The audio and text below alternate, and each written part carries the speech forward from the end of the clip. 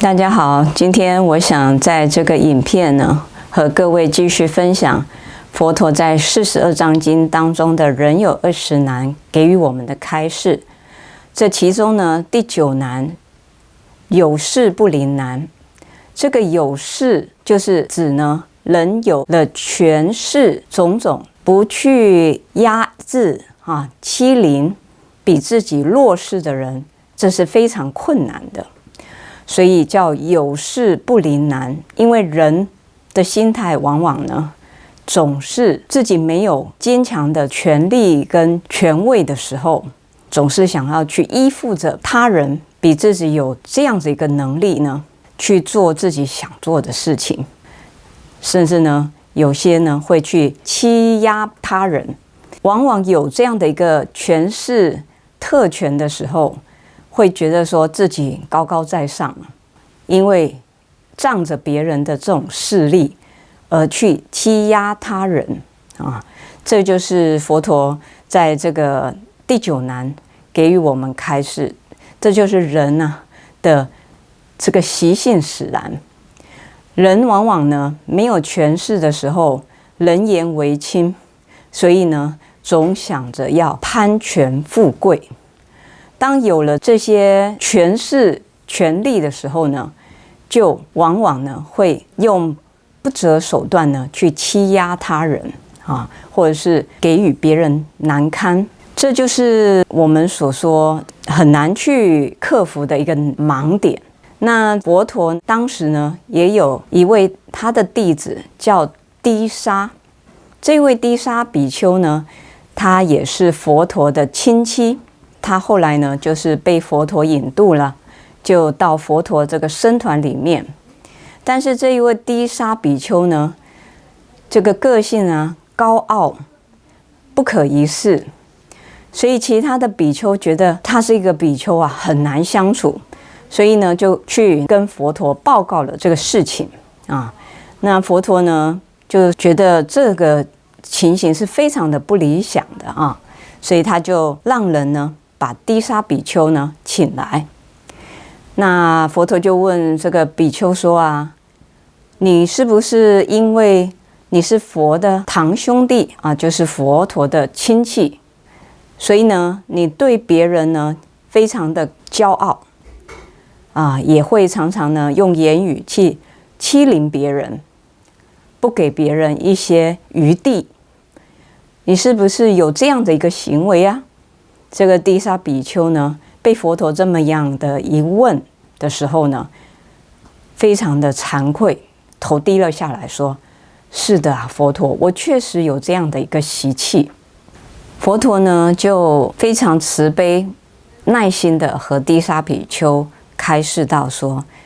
你不应该依仗着依恃着你是佛陀的堂兄弟呢，而气势凌人，你应该要学习更谦卑宽容的去对待他人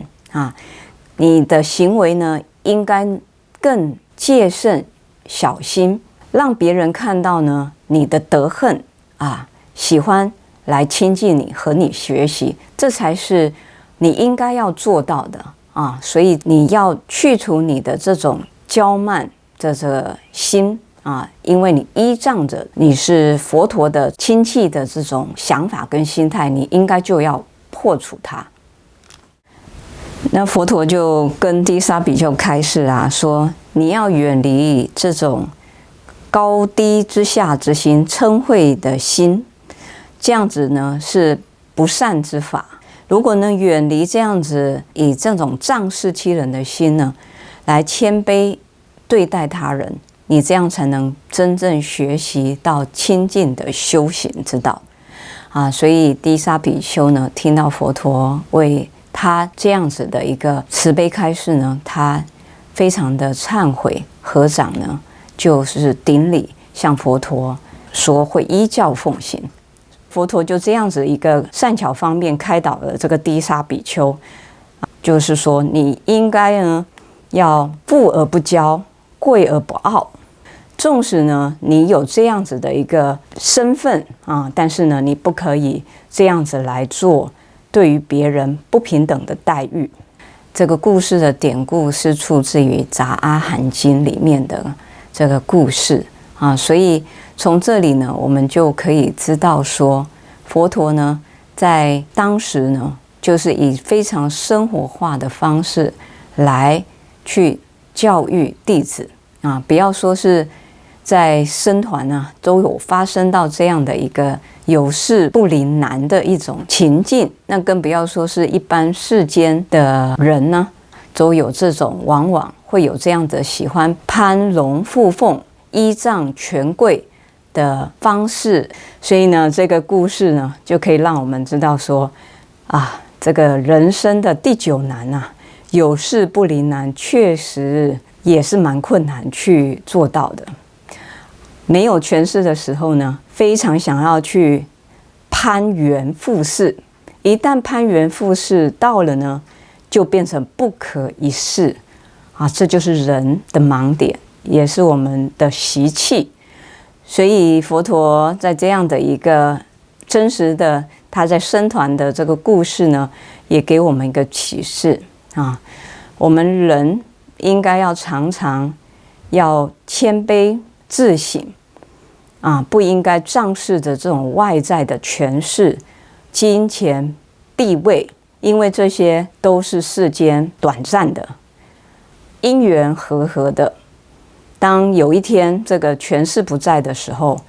也是没落啊，也是默默无闻了啊，也没有什么好高傲的。所以呢，这个就是让我们去知道说，人生啊，我们应该呢，处处对别人呢要谦和以待，尊重他人，不可以欺凌他人，有事不离。当这个有事不离难啊发生在我们自己的生活周遭的时候，我们就应该好好的去想想啊，这个其实这一切外在的都是无常的，都是变化的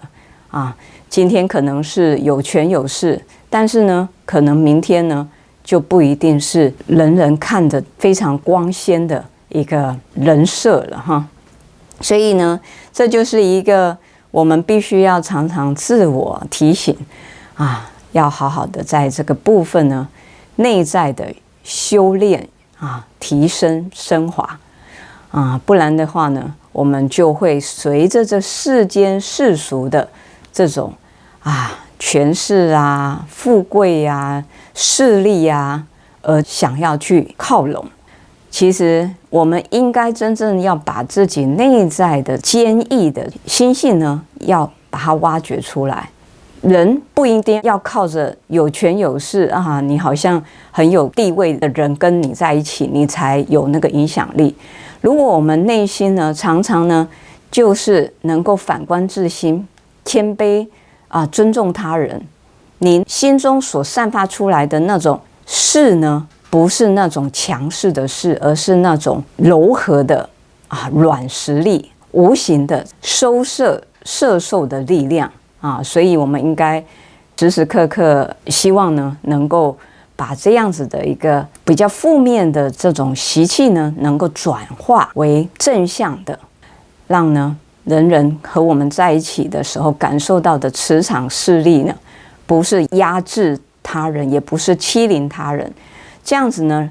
就会得到人人的恭敬，也会得到人人的敬爱，这才是真正最长远而且最就近的事啊，不是现在我们世间所看到的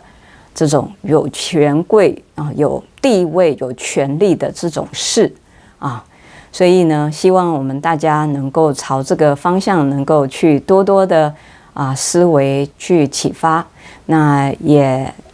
谢谢大家，那也祝福大家一切吉祥如意